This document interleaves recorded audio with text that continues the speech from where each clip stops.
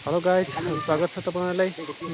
एकजना मौरी पालक अंकलले भन्दै हुनुहुन्छ गाउँमा पोलियो हाउस आउँदा मौरी सकियो, पहिला राम्रो कमाइ हुन्थ्यो, लास्टसम्म हेर्यो 1,40,000 होला। 32 घाट थियो सर। 1,40,000 पुसको 10 गते 38 किलो मौ निकाल्यो सर। मैले यो पराल हाल्छ सर। ठीक छ हजुर। पराल हाल्ने बेला यो पराल हाल्नु भनेर यो अब यो केराको यो पोलियो हाउसले हाम्रो भयो के।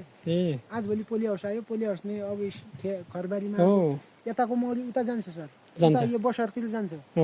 त्यहाँ गयो, त्यहाँ पोलियो हाउसमा विषादी हालिया हुन्छ सर। मरिहाल्छ। अब उता रहन्छ, उताबाट आएर फर्केर घर भित्र मर्यो भने घर भित्रको पनि सकियो सर।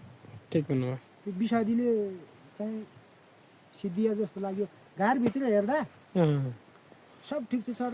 छाउरा छ, मह छ, कुट छ, सबै छ। तर मौरी चाहिँ आज एक फ्रेम घटेछ भने भोलि दोस्रो फ्रेम, 5-7 दिनमा हेर्दा तेस्रो फ्रेम त्यो घटेर गयो। त्यो 81 त नहुनुपर्ने, त्यही पोलियो हाउसको कारणले हुन सक्छ सर। ठिक ठिक ठिक विषादी हाल्ने भयो। अब यो गायोमा अब किराहरू पर्ने भयो। एकदमै एकदमै हो।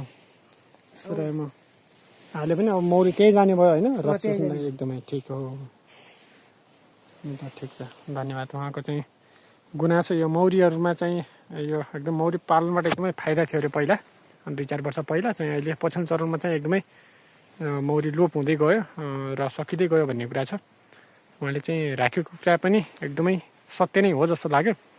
विषादीको कारणले गर्दा अनि त्यो मौरीले गर्दा अरू मौरीलाई पनि मारिदिने त्यस्तो टाइपको हुँदो रहेछ।